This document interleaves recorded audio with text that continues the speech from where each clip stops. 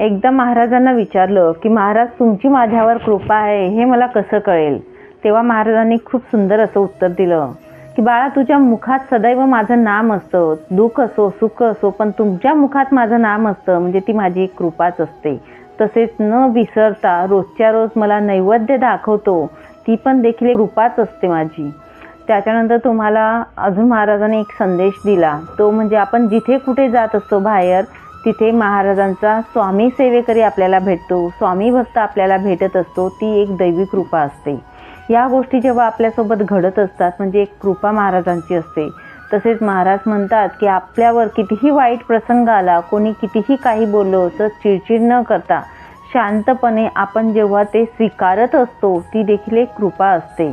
तर या गोष्टी आपल्यासोबत घडत असतात म्हणजे एक स्वामी कृपा आपल्यावर होत असते, त्याचा संदेश आपल्याला याच्यातून मिळत असतो। श्री स्वामी समर्थ।